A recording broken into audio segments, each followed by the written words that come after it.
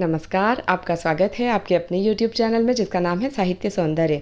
साहित्य सौंदर्य में आज हम संवाद लेखन पढ़ने जा रहे हैं। यह रहा CBSE का परिपत्र जिसके अनुसार संवाद लेखन के लिए गाइडलाइंस दी गई हैं। इन्हीं को उठाकर यह वीडियो तैयार किया गया है और इसमें कुछ और बातें भी ज़रूरी जोड़ी गई है। तो संवाद लेखन क्या है? दो या दो से अधिक व्यक्तियों के बीच आपसी बातचीत को संवाद कहते हैं। तो इसी के लिए लेखन तैयार करना संवाद लेखन। संवाद लेखन का उद्देश्य क्यों है, क्या है? तो संवाद लेखन का उद्देश्य यह है कि विद्यार्थियों में रचनात्मक कौशल का विकास करना, कहानी लेखन, नाटक लेखन, सीरियल, धारावाहिक आदि के लिए लेखन, टीवी धारावाहिक के लिए लेखन आदि का कौशल उससे उनमें विकसित होगा। तो संवाद लेखन के कुछ नियम हैं जिन्हें हम जान लेते हैं कि विषय वस्तु की समझ हो। पहला नियम, विषय वस्तु की समझ विद्यार्थियों में विकसित होनी चाहिए। वे विषय को गंभीरता से सोचें कि यह विषय किस बात के इर्द गिर्द घूमता है। पात्रों की योजना, यहाँ पर सलाह देना चाहूँगी कि पात्र दो ही होने चाहिए क्योंकि शब्द सीमा भी कम है और समय सीमा भी कम है। इसे ध्यान रखते हुए दो पात्र उचित रहेंगे। पात्रों की भावों की अभिव्यक्ति या वक्ता के हाव भाव, संकेत आदि को कोष्ठक में दर्शाया जाना चाहिए। तो यहाँ पर कोष्ठक में हम वक्ता जो है नाराज होकर, दुखी होकर, उदास होकर, कुछ सोचकर आदि भावों को दर्शा सकते हैं। उचित विराम चिन्हों का प्रयोग हमेशा भाव संप्रेषण में प्रभावी कार्य करता है, इसलिए उचित विराम चिन्ह होने ही चाहिए। पात्रों के अनुरूप भाषा का प्रयोग, अब पात्र जो लिए गए हैं वे किस स्तर के हैं, कैसे पात्र हैं, उनके अनुरूप उनकी भाषा होनी चाहिए। आगे बढ़ते हैं कि मुहावरेदार तथा रोचक भाषा का प्रयोग। अब मुहावरा ऐसे प्रयोग करना है जिससे बोझिल ना हो और सरल और सरस लगे। तो मुहावरे का प्रयोग हम यथासंभव कर सकते हैं। प्रवाह तथा विषय वस्तु की पूर्णता, कई बार देखा जाता है विद्यार्थी किसी अपने बीमार मित्र का हालचाल जानने के लिए संवाद लिखते हैं। उसे कहते हैं, हेलो, सुना है तू बीमार है, क्या हुआ, कैसा है? अच्छा, तो बुखार हो गया है, चल मेरे ट्यूशन का टाइम हो गया है, ओके टाटा बाय बाय। ऐसा संवाद लिखते हैं जो कि प्रवाह को बाधित करता है और बीच में ही अंत कर दिए जाने से विषय वस्तु की पूर्णता नहीं आती, उसका अभाव है इसमें। तो आगे पढ़ते हैं। अब समापन एक संदेश देते हुए होना चाहिए जिससे कि विषय वस्तु की पूर्णता का एहसास हो और उसमें कोई अच्छी बात छिपी हो जो निकल कर बाहर आए। आइए तो एक उदाहरण देख लेते हैं।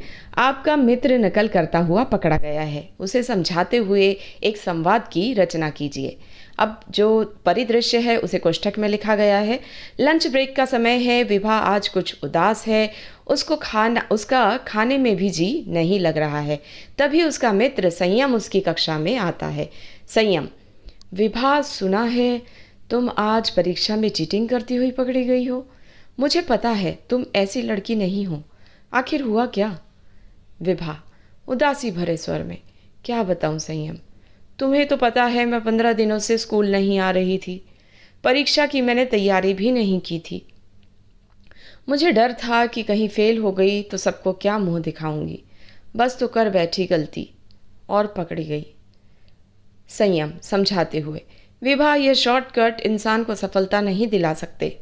चलो कम से कम तुम्हें अपनी गलती का एहसास तो है।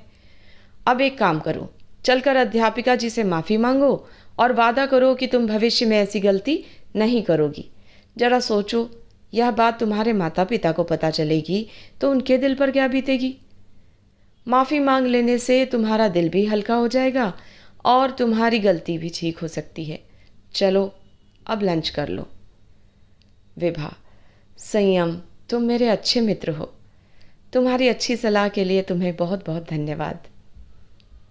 तो यहाँ पर हमारा समाप्त होता है संवाद, और संवाद पूरा अर्थ देने में सक्षम है, कम शब्दों में है और पूरी बात इसमें की गई है। तो हम जो नियम हमने इस पर सोचे थे जरा उस पर चर्चा कर लेते हैं कि कोष्ठक में देखिए आप परिदृश्य दिया गया है कि दृश्य किस प्रकार, संवाद कहाँ शुरू हो रहा है, घटना स्थल कौन सा है, उसका वर्णन कोष्ठक में दिया गया है। फिर विराम चिन्हों का उचित प्रयोग। विभा सुना है के बाद थोड़ी देर रुकेगा वो बोलते हुए क्योंकि उसे भी हिचक है बोलने में, इसलिए डॉट डॉट डॉट से वो दिखाया गया है। भाषा आप देख रहे हैं विद्यार्थी बीच में अंग्रेज़ी शब्दों का प्रयोग कर रहे हैं क्योंकि भाषा पात्रों के अनुकूल होनी चाहिए। आजकल के विद्यार्थी जो हैं अंग्रेज़ी मिली हुई हिंदी बोलते हैं, उसका प्रयोग यहाँ पर दिखाई दे रहा है। उसके बाद प्रवाह बिल्कुल चल रहा है भाषा का, बीच में एक मुहावरे का प्रयोग भी है कि तुम सबको क्या मुंह दिखाऊंगी। संदेश यहाँ पर यह है कि अपनी गलती को स्वीकार कर लेना। एक दूसरी बात कि गलती स्वीकार करने के बाद उसे न दोहराने की जो है प्रतिज्ञा लेना। और तीसरा संदेश इसमें हो सकता है कि शॉर्टकट आपको सफलता नहीं दिला सकते। तो उम्मीद करती हूँ आपको आज का वीडियो अच्छा लगा होगा। अगले वीडियो में फिर मिलेंगे, तब तक के लिए गुड बाय, नमस्कार।